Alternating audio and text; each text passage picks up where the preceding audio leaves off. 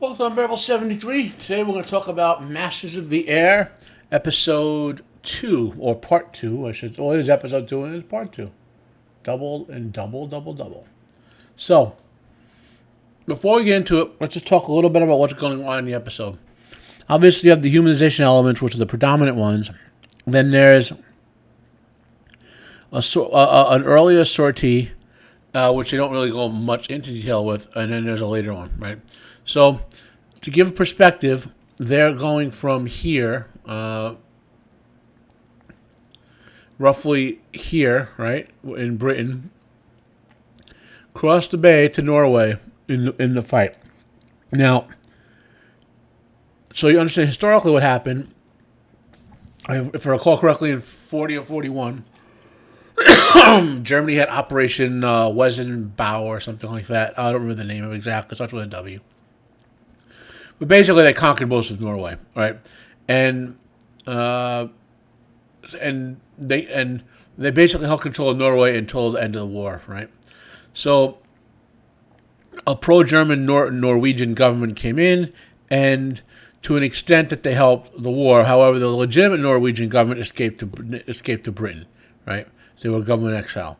And what happened from Norway, and you'll see, is there are submarine bases that the Germans put up there.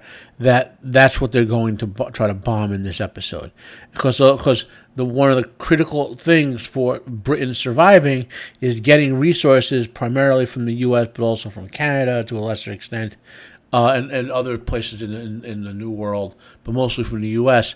And that was being interdicted by U-boats and mostly U-boats, which are submarines, obviously, but also German naval vessels. Because the Germans had the superior technology for almost all World War II, except in a couple of niche areas, as mentioned in here, with a particular bomb. Okay. Now, another thing to be addressed, which comes up in the episode, is there was a division of thought between the Allies and among the Allies between the British and the Americans. The British had been bombed by the Germans for like 3 or 4 years at that point, if I recall correctly, indiscriminate bombing. So at that point, they were basically, we're just going to indiscriminately bomb right back. So they would take night missions, which is safe for the pilots, and just blow up anything German they could find, or anything German allied. The Americans, in part because they had more limited resources in England to do this with, but they also had the nuclear bomb, as mentioned, and also because they were not yet to the point that they wanted to just kill every German, meaning civilians, anything in the bomb path. So that was a philosophical difference in styles being expressed. So with that, now that's the context of the episode. So let's get into it. Right.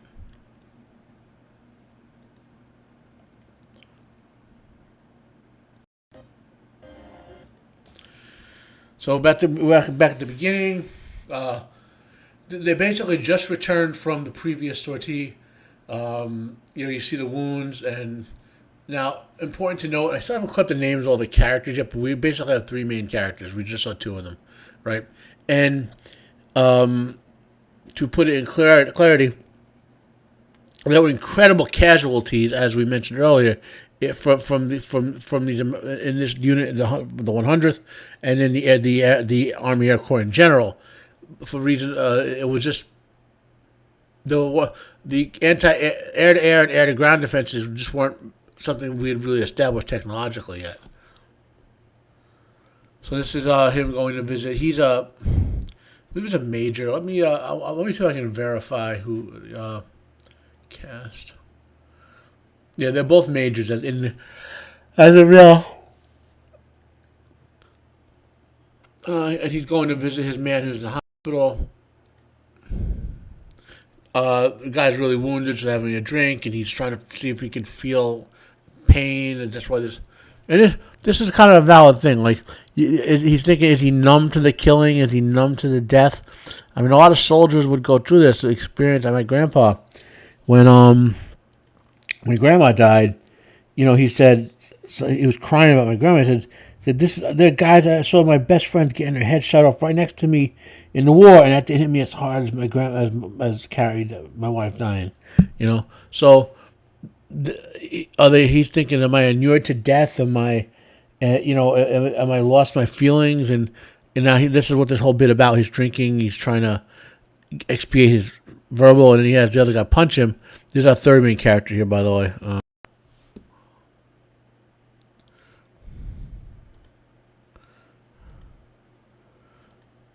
So he socks him on, and he feels better because he felt pain. He felt that he could feel it.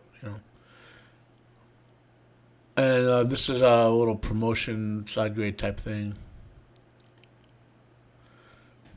This is the theme song.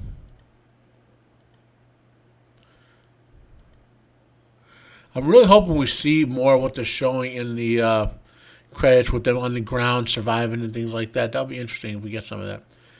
So now you see the crews as vital as vital to the actual effort as the pilots were and the bombers and the navigators were, are the ground crews that keep rebuilding these planes, because it isn't just a matter of when they get damaged from guns rebuilding or explosives.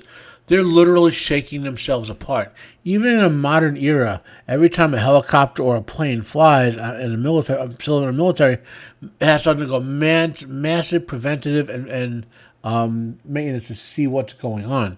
So back then, when it was even worse, when these were just flying loose bits of metal, and for these vehicles to have been as robust as they were to take the damage that you could rebuild was amazing, but they still had to be verified.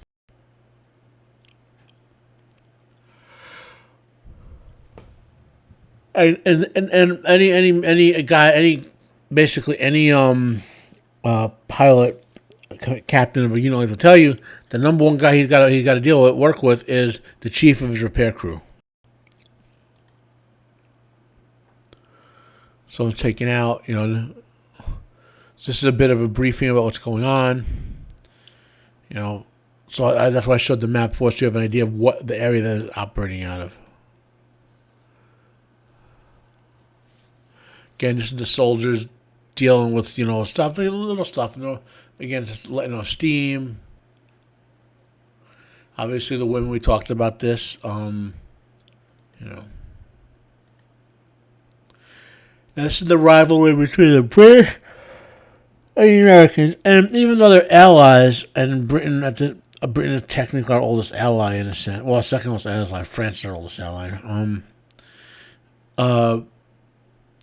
There's a rivalry that different branches of the service in our own country develop, let alone different services from even among allies, for example.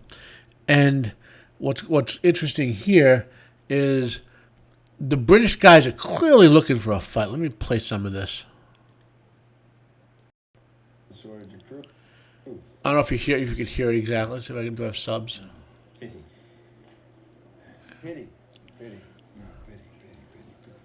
What? So they're talking about the Americans who keep dying because the American strategy has higher risk. Why did you have to go and say something like that? Well, perhaps I was getting bored with the heavy petting going on around the table. And the Americans are like, the Americans want to relax and deal with it, and the British guys are looking for a fight. Let's make a bit of sport ourselves. How about it? Any one of you will do. I think that's an excellent idea. Oh, here we go.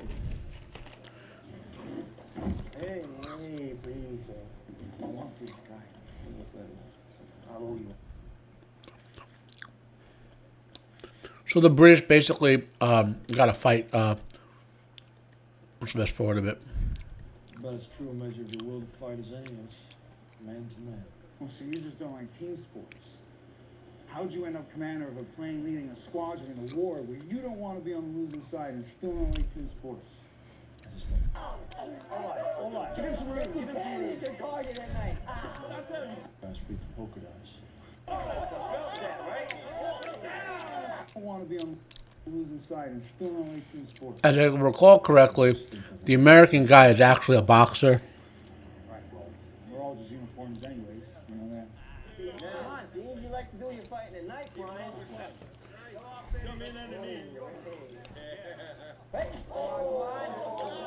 American guy's basically playing with him.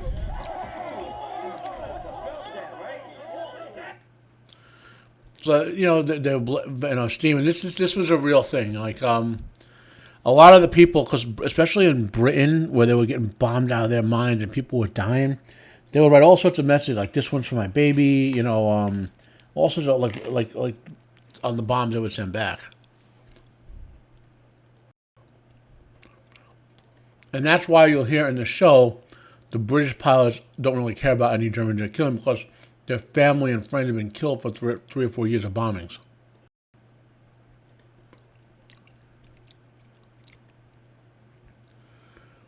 This is a briefing for the next mission.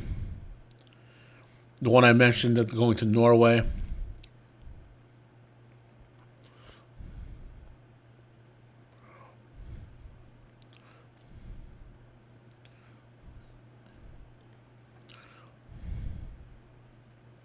Now, what's happened is they're not, so each group of planes, like each plane has a navigator, but each group of planes has responds to the main navigator on their lead plane, if I remember how that worked correctly. And he comes with the whole flight plan because the wing has to stick together, right? Because the way to defend against the mass fire of other planes, of the fighter planes or the ground emplacements, they have to combine their anti-air and anti-ground defenses at the time. In the modern era, we would have like missile counter defenses and all sorts of stuff like that. Plus, our modern bombers would fly higher than fighters can fly, and so forth. But we would also have fighter wings ready to protect them. So their main navigator has gotten sick, so they called up a guy who's been working on the ground, never gone up in the plane before, to replace him.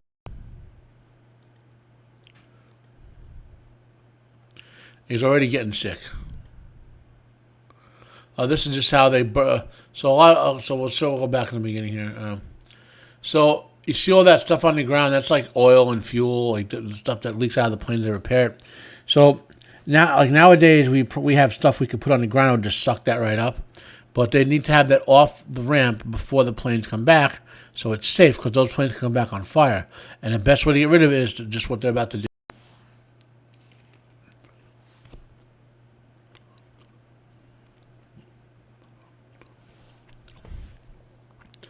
And these two little boys are probably orphans, so the men of the camp have basically adopted them. So they basically burn off the fuel. It looks kind of neat. It looks like a giant wing.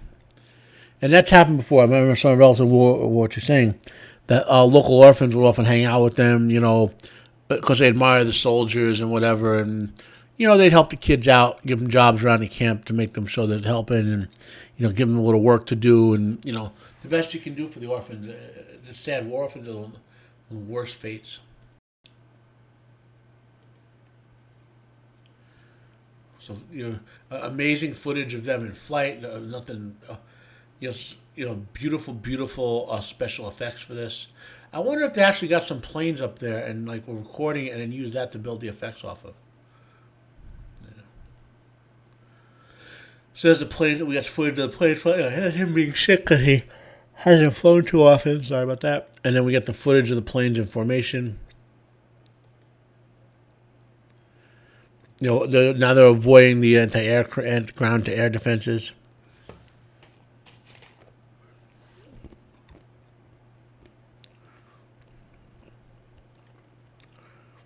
So one plane has lost at two or three engines. I forget which it is, and because they managed to stabilize, they keep flying with one engine. But the problem is they can't travel as fast as the other plane. So they've completed their mission, the bombing mission, are returning to base now. And what happens is they need a plan to return with. So if the other planes continue at normal speed, they'll leave these guys behind, which means they won't be able to defend themselves against German fighter planes taking them out. So the wing commander, so to speak, says, no, we're going to stay together, we're going to protect our friends, we're going to get home.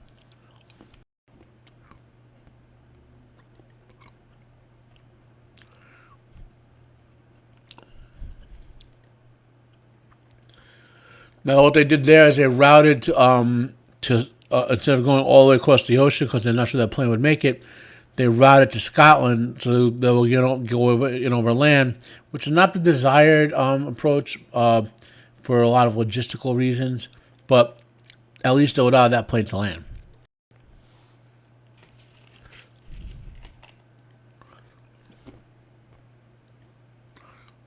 And you can see the damaged plane spewing gas, spewing fuel.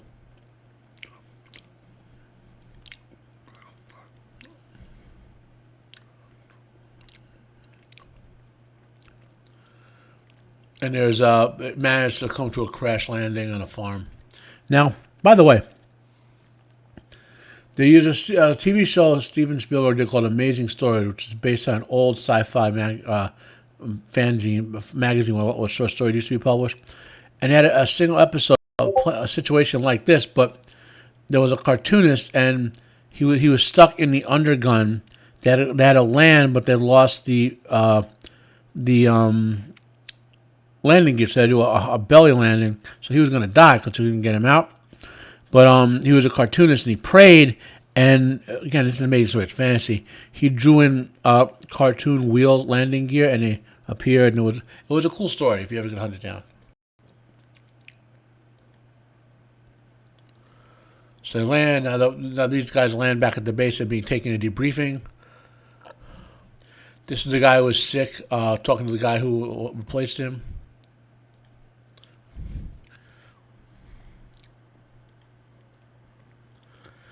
And this is the soldiers relaxing again.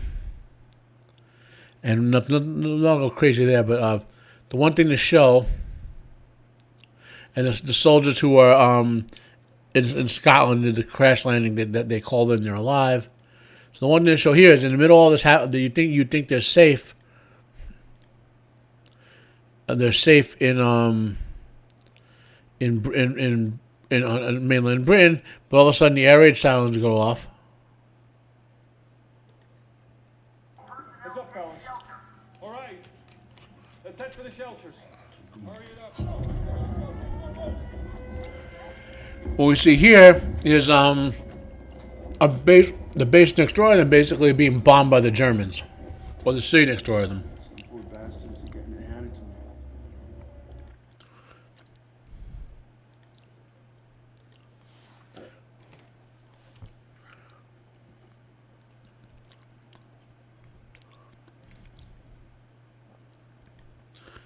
And then lamenting, talking about who's going to live and who's going to die. And that's some beautiful footage, by the way, of the battle scene. Great special effects work, guys. And that is next on the show. So that's our episode. I wouldn't say it's better or worse than the first episode. I did like the drama with saving the guys who were injured. I